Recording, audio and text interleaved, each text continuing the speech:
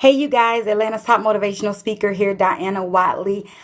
This is day number 2 of my countdown, celebrating 10 years. This is my 10-year anniversary month as being a motivational speaker, a life coach, a family advocate, working as a change agent. And so this is day number 2. And so what I decided to do from December 3rd to December 13th, I am going to count down my top 10 greatest moments as a motivational speaker and life coach, and just some things that I experienced that really always played in the back of my mind as I continue to move forward as a motivational speaker and doing God's work, period. And so yesterday was moment number 10. Today is moment number 9.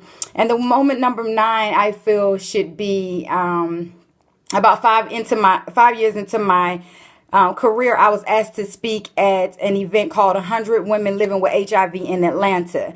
Now, for me, it was I was asked to do it. I was honored, but I was also nervous because I asked my mom, I'm like, how am I going to encourage anyone living with HIV when, of course, I'm not living with HIV? I don't know anything about that sickness. I don't know what it is like to live a life like that. And so what would I say? How could I encourage anyone?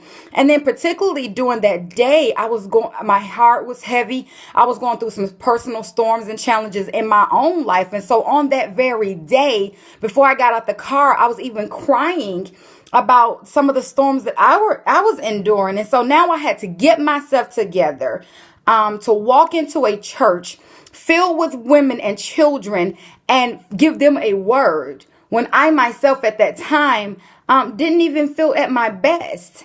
And so this was a memorable moment to me because not only did I do God's great work, but I did a great thing. I did wonderful. The women was related to me so well because the number one thing I always pride myself in doing and being as a motivational speaker and as a person is transparent. You have to always be transparent if you want to really reach and chase after the heart of God's people. If you want to really represent what it means to change and grow, and you just really have to, be transparent about your life. You can't be disingenuous in this capacity, because what this job capacity would do is that it would strip you of everything that you know to be true, down to your bare minimum. And if you're not real with yourself, everybody you have an opportunity to empower will feel that disingenuousness. And so I tried my best always to just be transparent. Nothing about my storms in my life makes me embarrassed. This is the walk that God gave me, and I give it to someone else just to let them know that despite what you go through, that He never said the weapon would form. He just said that it wouldn't prosper. So this particular event, even though I was in my feelings about certain things, even though I had my own personal storms and warfare going on, I went in and I prayed and I did God's work.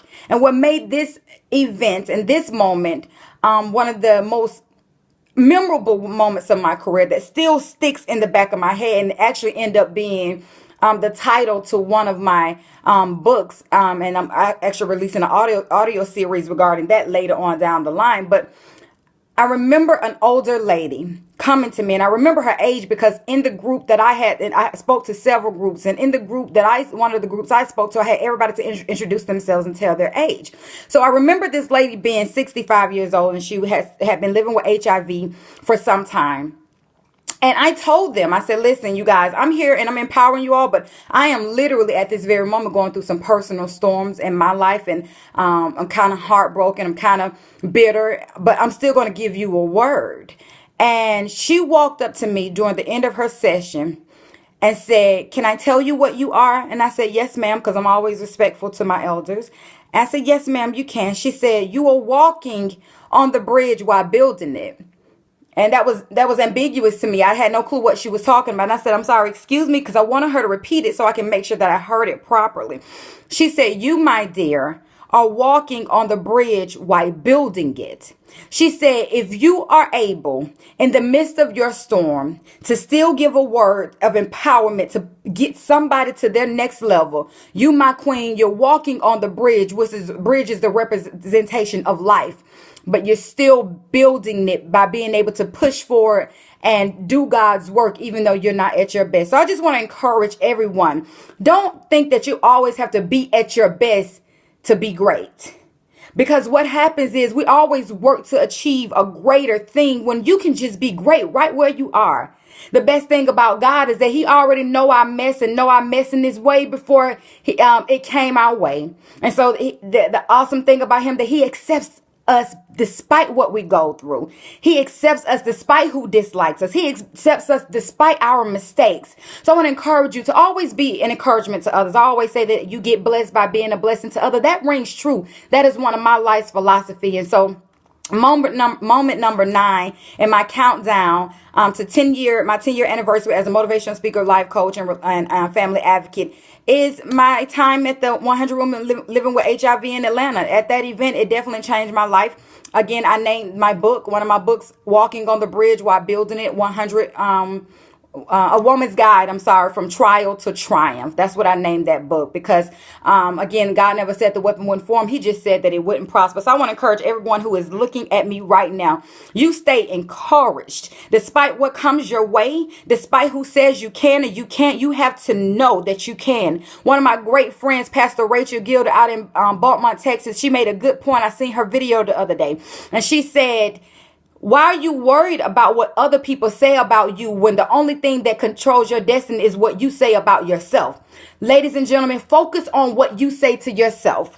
Focus on your positive thoughts. That's the only thing that's going to get you to your next level. Because what everybody else say about you, guess what? It's none of your business. Be blessed. I hope you all will get my motivational CD. It's coming out soon. It's called Girl, Get Out of Your Feelings, because that's the only way you're going to get what's yours and get what's rightfully yours in the kingdom. Get out of your feelings and get into God. Love you guys a lot. See you tomorrow for moment number 9 as I count down my 10 days for my 10-year anniversary. Thank you so much. Love you.